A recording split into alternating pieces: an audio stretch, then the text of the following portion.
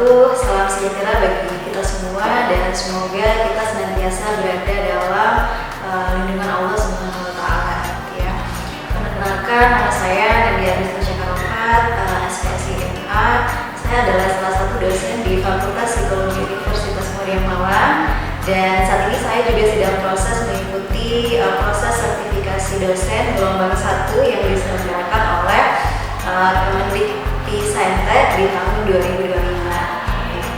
Nah, sebagai dari bagian proses sertifikasi ini, saya akan melakukan penyusunan dokumen pernyataan diri dosen gitu ya, dengan menampilkan unjuk kerja Tridharma Perguruan Tinggi, khususnya dalam bidang pengajaran atau PPD UKT PT.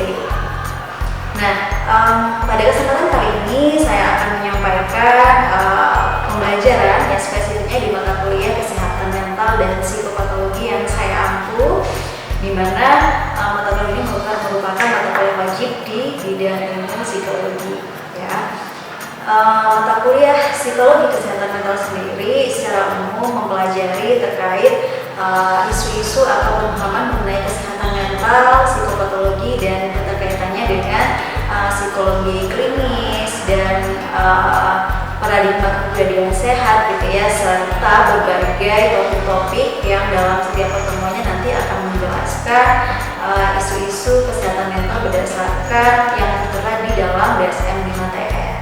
Nah, untuk metode pembelajarannya sendiri yang saya terapkan di kelas sangat bervariasi, tetapi fokusnya kepada student center learning gitu ya, dimana mahasiswa itu nanti gitu ya akan sangat aktif di dalam kelas gitu ya dalam proses pembelajarannya. Salah satu strateginya saya menggunakan ceramah, kemudian diskusi interaktif antara mahasiswa di kelas, ada juga studi kasus, kemudian presentasi kelompok dan studi literatur gitu. Nah, untuk ceramah biasanya saya lakukan di awal-awal semester gitu ya, di mana penyampaiannya adalah terkait materi-materi pokok yang dilakukan oleh dosen ya. Kemudian juga ada diskusi-diskusi di beberapa pertemuan yang melibatkan mahasiswa supaya menjadi lebih asertif dan mampu menyampaikan ide-ide atau pikirannya berdasarkan topik tertentu ya. Selain itu, saya juga melakukan studi kasus di kelas, di mana kasus-kasus yang saya pilih adalah kasus-kasus yang relate dengan kehidupan sehari-hari yang banyak juga dialami oleh masyarakat, sehingga melalui studi kasus tersebut mahasiswa bisa melakukan identifikasi, melakukan asesmen sederhana gitu ya, dan kemudian bisa mencari solusi atau alternatif dari permasalahan yang sedang dihadapi mengenai isu kesehatan mental dan psikopatologi yang dialami oleh masyarakat di Indonesia gitu ya. Saya juga di mata kuliah ini menggunakan studi literatur, di mana literatur yang saya gunakan lebih banyak juga hasil-hasil riset saya, karena saya juga melakukan riset di tema-tema isu kesehatan mental, tetapi yang spesifik di remaja gitu ya. Tidak hanya menggunakan buku yang kemudian disediakan oleh DSM, tapi saya juga menggunakan jurnal-jurnal gitu ya, yang kemudian saya peroleh melalui hasil riset-riset ataupun kemudian masyarakat gitu. Nah, selain itu di mata kuliah ini sebenarnya secara umum memiliki dua outcome atau memiliki dua CPL gitu ya, dimana CPL yang pertama fokus kepada attitude atau sikap mahasiswa gitu ya, dengan harapan gitu ya melalui mata kuliah ini mahasiswa itu dapat bertanggung jawab tidak hanya kepada diri sendiri tetapi juga kepada lingkungannya gitu ya, bisa menjadi lebih disiplin, lebih positif gitu ya, dan memiliki kepemimpinan dalam hidup profesi atau pekerjaan terutama di bidang ilmu psikologi. Kemudian CPL yang kedua atau capaian pembelajaran yang kedua adalah di level knowledge gitu ya, dimana memang tentunya karena ini adalah mata kuliah yang saya berikan di awal semester gitu ya, tentu pasti muatan knowledge-nya lebih banyak gitu ya, sehingga teman-teman memiliki pengetahuan yang cukup mengenai basic teori gitu ya kesehatan mental dan psikopatologi ya, sehingga apa dari pengetahuan yang teman-teman peroleh nanti bisa kemudian teman-teman menyusun intervensi atau rancangan yang bisa diterapkan di kehidupan bermasyarakat gitu. Nah, untuk evaluasinya sendiri gitu ya, ada banyak metode yang saya lakukan gitu ya untuk di mata kuliah ini. Yang pertama ada penugasan, di mana komponennya sebesar 2,5% gitu ya. Biasanya penugasan ini macam-macam ya, bisa diperoleh dari diskusi atau tugas kelompok gitu ya yang dilakukan bersama di kelas. Kemudian ada juga 10% gitu ya senilai terkait kehadirannya. Jadi minimal kalau 10% itu dari 16 kali pertemuan gitu ya, kita hitung sebanyak 14 gitu ya, 14 kali pertemuan ya, duanya UTS dan UAS.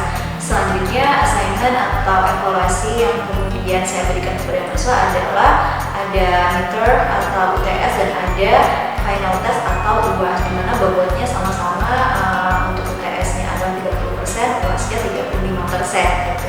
Ya, kenapa bobot pada UTS dan UAS cukup besar? Karena sebenarnya studi kasus ya saya juga berikan UTS dan kemudian project base gitu ya sebagai salah satu metode pembelajaran, saya juga gunakan evaluasinya di UAS-nya gitu ya. Nah, kemudian beberapa media yang saya gunakan juga sangat bervariasi. Tentunya yang satu adalah berbagai video gitu ya, video yang menarik terkait isu kesehatan mental. Kemudian saya juga menggunakan LMS yang dimiliki oleh Universitas Muhammadiyah Malang, di mana di platform LMS itu nanti bisa memberikan ruang kepada mahasiswa untuk mengupload tugasnya, kemudian bisa memperoleh atau mendownload gitu ya PowerPoint yang saya berikan. Bahkan di sana juga bisa ada sesi untuk saling memberi komentar atau berdiskusi dengan teman-temannya gitu ya. Selain itu saya juga menyediakan beberapa referensi. Jadi sangat bervariasi gitu ya terkait media pembelajaran yang bisa digunakan di kelas. Nah, ini ada beberapa rules yang saya terapkan di kelas gitu ya, yang teman-teman nanti juga akan melakukan independent learning gitu ya. Kenapa? Karena memang pada dasarnya berkuliah di perguruan tinggi adalah fokus kepada student learning gitu ya. Jadi mahasiswa tidak selalu difasilitasi oleh dosen, tetapi mahasiswa juga aktif ya dengan sendirinya untuk mendapatkan pengetahuan yang berlebih di kelas gitu. Ini adalah contoh rules atau aturan-aturan yang saya berikan di kelas. Kemudian ini juga saya menggunakan LMS gitu ya, yang melalui platform ini mahasiswa nanti bisa berbagi materi, kemudian bisa berdiskusi melalui kolom chat ya, atau mungkin nanti saya akan memberikan materi-materi tambahan seperti video pembelajaran, bahan diskusi dan yang lain-lainnya. Nah, untuk mengakses LMS ini teman-teman tinggal login aja menggunakan username dan password ya, tentunya ada email dan NIM-nya teman-teman mahasiswa yang bisa digunakan seperti itu. Nah, selanjutnya ini adalah beberapa referensi yang saya gunakan di kelas kesehatan mental dan psikopatologi ya. Untuk referensinya saya berusaha untuk selalu up to date gitu ya, mengikuti dengan referensi-referensi yang terbaru gitu ya, mulai dari APA, kemudian ada DSM 5TR gitu ya, dan berbagai buku wajib lainnya gitu ya yang bisa teman-teman gunakan gitu. Nah, selain referensi wajib, saya juga menambahkan beberapa referensi tambahan yang sebenarnya kalau dilihat dari sini adalah hasil-hasil riset saya terkait isu kesehatan mental terutama yang remaja gitu ya. Jadi teman-teman juga bisa mendapatkan pengetahuan gitu ya melalui riset-riset terkini gitu ya terkait isu-isu kesehatan mental dan psikopatologi gitu. Nah, demikian mungkin untuk gambaran secara umum mengenai mata kuliah gitu ya kesehatan mental dan psikopatologi yang kemudian akan saya paparkan ya bentuk aktivitasnya melalui video pembelajaran nyata di kelas gitu. Terima kasih. Kelas B dengan reinforcement negatif gitu ya. Sesuatu yang dianggap tidak menyenangkan di kelas B ini apa kira-kira? Nilai jelek.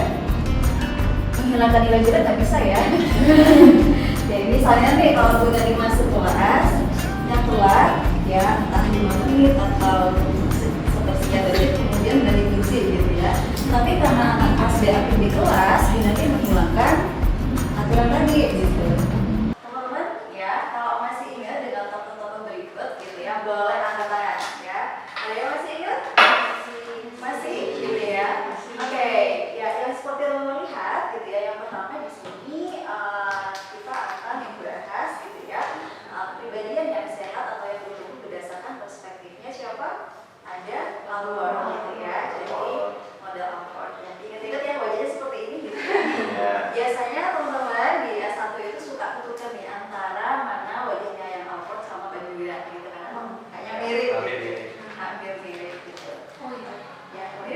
Iya, sama lampunya nggak ada gitu ya.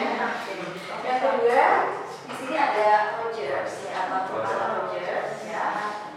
Kalau di sini sebenarnya mirip juga, tapi bedanya gitu ya, Rogers dengan Albert itu dia pakai kacamata gitu ya. Ada juga di sini Elford ya. Di kepribadian kayaknya juga sudah dibahas. Yang kemudian ada juga di sini Maslow gitu ya. Ada Jung ya, Jung biasanya di kepribadian juga. Terus ada juga di sini ada Frankl dan Peirce gitu ya.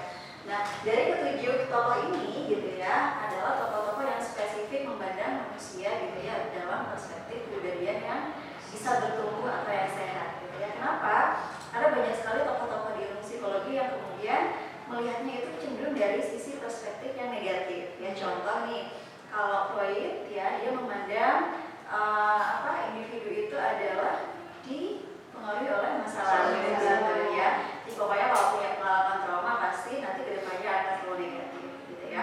Kemudian kalau behavioristik gitu ya, memandang manusia gimana? Dia seperti mesin ya. Pokoknya dibiasakan dibentuk nanti pelakunya seperti itu. Nah, berbeda dengan tokoh-tokoh yang ini, mereka lebih memandang atau menganalisis manusia dari perspektif yang positif gitu. Ternyata manusia itu bisa bertumbuh dan bisa menjadi pribadi yang sehat gitu. Ya. Nah, secara umum gitu ya, dari ketujuh tokoh ini ya, dia akan membahas teorinya sendiri seperti apa berdasarkan perspektif mereka, karena satu tokoh pasti beda teorinya gitu ya. Tapi secara umum di mata teori akan membahas ini ya, apa yang dimaksud dengan pribadi yang sehat, kemudian sifat-sifat yang orang sehat itu yang seperti apa sih gitu. Jadi teman-teman juga bisa mengidentifikasi nih ya, aku sudah sehat atau belum gitu ya, pribadi yang sudah bertumbuh atau belum gitu ya. Kemudian tingkah laku, perasaan manusia gitu ya, dan juga nanti ya cara untuk menjadi pribadi yang sehat itu yang seperti apa gitu. Oke. Kita lanjut ke tokoh yang pertama gitu ya. Di sini ada Alford ya. Kalau menurut Alford gitu ya, individu yang sehat, yang matang gitu ya adalah individu yang apa? Matang secara psikologis. Yang matang dalam artian gitu ya, meskipun banyak sekali pengalaman hidup yang tidak menyenangkan, tetapi dia terus bisa memperbaiki diri gitu ya, bisa mengelola dirinya dengan baik gitu ya, sehingga memang perspektifnya akhirnya menjadi lebih positif dibandingkan dengan Freud gitu ya. Kalau Freud dia punya pengalaman trauma, ya udah kedepannya pasti akan mengalami depresi, kecemasan dan stres. Tapi kalau menurut Alford belum tentu seperti itu ya. Nah, seperti apa individu yang sehat kalau menurut Alford gitu ya? Biasanya orang yang sehat menurut Alford adalah dia yang tidak dikendalikan oleh alam bawah sadar gitu ya. Biasanya kalau dari perspektif psikodinamika ya, kekuatan alam bawah sadar itu sangat mempengaruhi kita semua, benar ya? Kemudian di sini pribadi yang sehat dia penuh harapan. Jadi kalau kita nggak punya harapan-harapan, nggak punya keinginan, nggak punya tujuan gitu ya, menurut Alford itu dinyatakan kurang matang atau kurang sehat gitu. Jadi ya teman-teman kalau misalnya belum punya harapan, belum punya tujuan, bisa ya mulai dari sekarang coba dicari aku punya apa ya ke depannya, yang aku harapkan, punya cita-cita atau tujuan apa gitu ya, supaya apa kita tetap bergerak hidup ke depan gitu ya, menjadi pribadi yang lebih baik tentunya gitu ya. Terus yang terakhir di sini kalau menurut Alford gitu ya, pribadi yang matang adalah dia yang mampu menguasai sesuatu gitu ya. Misalnya keterampilan gitu ya, kemudian penguasaan terhadap bidang-bidang yang mungkin teman-teman sukai gitu ya. Misalnya kalau teman-teman kuliahnya psikologi gitu ya, tentunya penguasaan gitu ya, kemudian kemampuannya dimiliki tentunya berkaitan dengan ilmu psikologi gitu. Nah, ini yang kemudian juga menjadi pegangan Alford di dalam menjelaskan apa sih perspektif ya individu yang sehat secara mental gitu ya, atau yang bertumbuh gitu. Ya. Kalau teman-teman semuanya kira-kira sudah merasa punya harapan dan kemampuan ya? Proses gitu ya, karena kita hidup proses belajar selalu terjadi sepanjang waktu ya, tidak berhenti di sini. Gitu. Nah, Alford gitu ya di sini mendefinisikan atau mempersepsikan diri itu sebagai proprium, gitu ya. Kalau orang awam itu menganggap dirinya adalah self, ya. Kalau Alford itu menyebutnya sebagai proprium, gitu. Jadi bukan self. Apa itu proprium? Nah, proprium itu sebenarnya artinya adalah milik sendiri atau diri sendiri. Gitu. Ya, jadi beda istilah saja, ya. Jadi kalau teman-teman misalnya nanti ya mendengar gitu ya istilah proprium, ya jangan bingung lagi ya apa ya proprium. Oh ternyata proprium itu kalau berdasarkan psikologi itu bisa disebut dengan self itu sendiri atau diri aku gitu ya, diri sendiri. Ini ada 7 kriteria gitu ya, di mana self itu bisa menjadi pribadi yang lebih matang gitu ya. Perjalanan bagaimana self itu bertumbuh gitu ya. Yang pertama di sini biasanya ya di usia 15 bulan pertama ya self itu atau proprium itu atau diri kita ya di waktu kecil gitu ya, bahasa sederhananya memiliki kesadaran akan tubuh kita sendiri ya. Jadi kalau teman-teman misalnya ini nggak tahu ya benarnya nggak yakin teman-teman masih ingat waktu kecilnya, tapi kalau misalnya teman-teman melihat kenakan gitu ya atau anak kecil di sekitar kita di usia 15 tahun pertama dia pasti mulai berusaha mengenali tubuhnya gitu ya. Misalnya giginya, mulutnya, tangannya gitu ya, dia sudah mulai mengenali apa saja yang ada pada dirinya, pada tubuhnya gitu ya. Kemudian kita masuk ke tahapan usia yang agak berikutnya gitu ya, selanjutnya di sini ada pengenalan identitas diri gitu ya. Jadi individu yang matang gitu ya, kalau dilihat dari perjalanannya setelah dia mengenal dirinya, tubuhnya dan lain, dia sudah mulai juga membentuk identitas dirinya. Contoh nih, dia laki-laki atau perempuan gitu ya, dia adiknya siapa, dia adiknya siapa, jadi dia mulai mengenali itu ya di usia setelah 15 bulan pertama gitu ya. Namanya juga gitu ya, makanya kalau lihat anak kecil gitu ya, ketika kita manggil misalnya Gazi gitu ya, kalau misalnya ada nama kecil namanya Gazi, dia kenal ya gitu ya. Kenapa? Dia sudah kenal, oh nama aku Gazi gitu ya, meskipun usianya masih contohnya saja 16 bulan gitu ya, atau apalagi sampai 2 tahun dia sudah tahu ya kalau dipanggil namanya pasti akan menoleh gitu ya.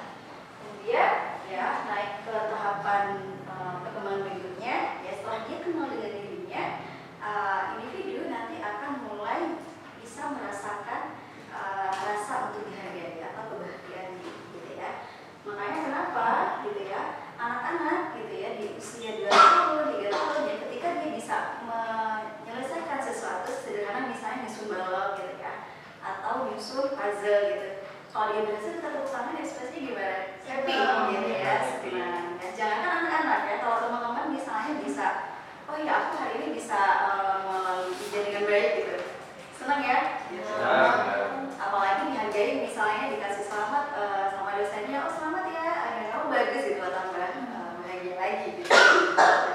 Ini yang dimaksud dengan mereka juga sudah mulai mampu menghargai dirinya, mulai tahu bagaimana kemudian dirinya dihargai atau tidak gitu.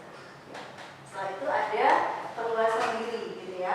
Kalau perluasan diri itu setelah dia kenal dirinya, dia sudah juga mulai mengenali lingkungannya.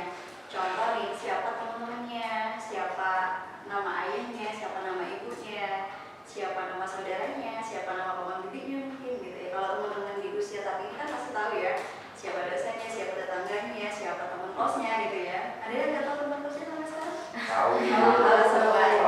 Ini namanya perluasan diri. Jadi dia tidak hanya fokus tahu terhadap apa yang ada pada dirinya, tapi juga tahu kepada apa yang ada di lingkungan dia gitu. Kemudian juga ada self image atau citra diri. Nah ini biasanya kalau sudah mulai masuk ke remaja sampai sekarang gitu ya. Sederhananya adalah citra diri itu adalah bagaimana dia mempersepsikan gambaran dirinya. Contohnya misalnya apakah aku orangnya cantik, ganteng atau tidak menarik dan yang lain-lain. Nah, makanya kenapa untuk membentuk citra diri itu biasanya kita akan melihat, mengamati lingkungan sekitarnya dan kita akan mengadaptasi atau mencontoh. Jadi sederhananya kayak cara berpakaian ya. Nah, untuk bisa memilih saya mau pakai style yang begini, mau pakai warna yang seperti ini, biasanya dia juga akan berasal dari citra dia punya. Saya pengen yang look seperti ini sehingga dia mencontoh look yang mana seperti itu. Jadi dia sudah mulai membentuk citra dirinya. Yang biasanya citra diri ada 2 ya, positif atau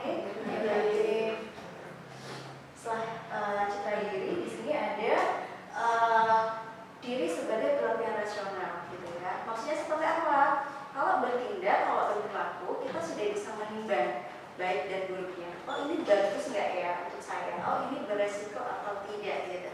Nah kita pasti memiliki kemampuan rasional dan itu terjadi sesuai dengan tahapan perkembangannya.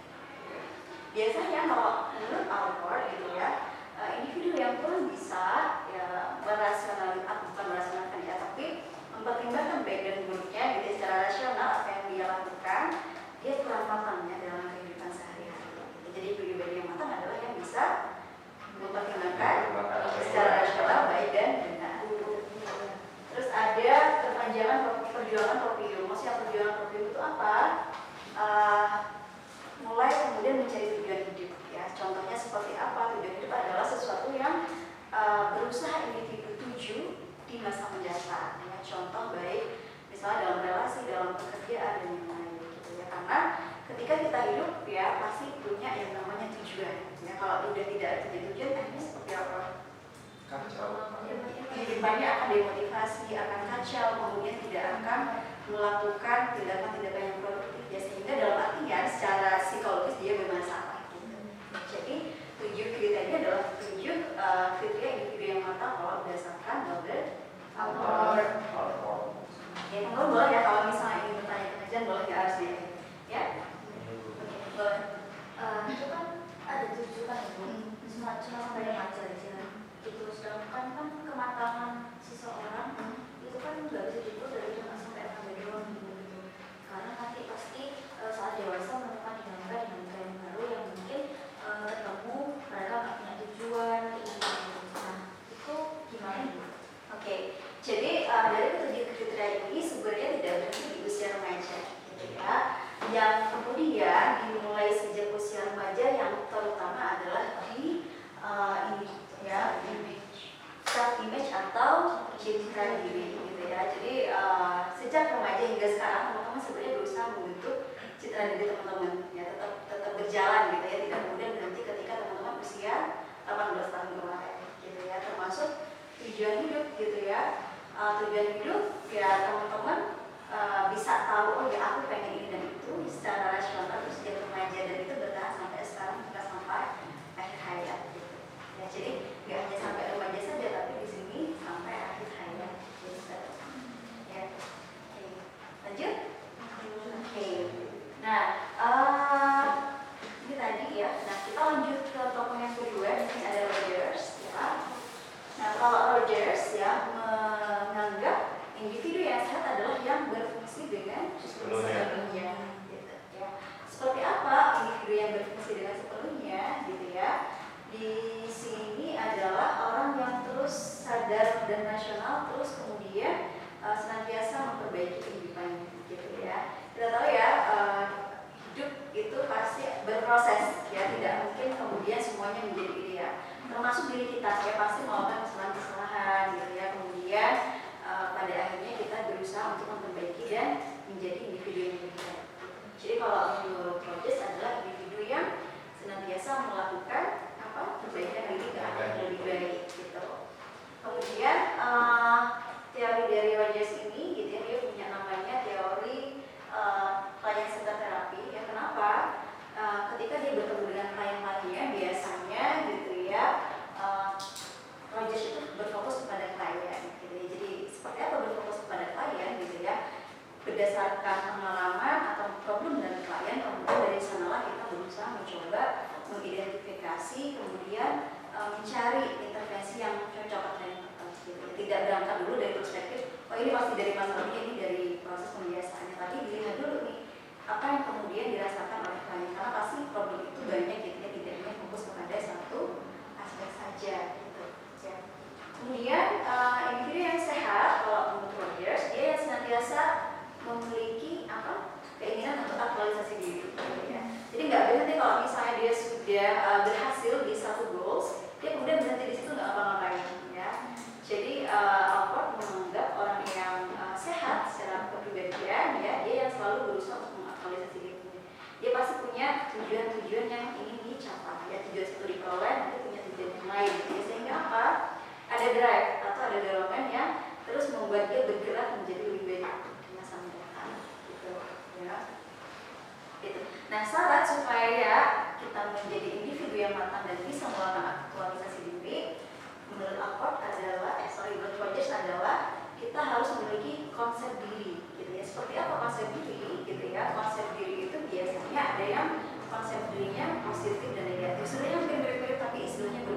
Kalau tadi lebih fokus kepada self image, kalau yang ini lebih ke konsep gitu.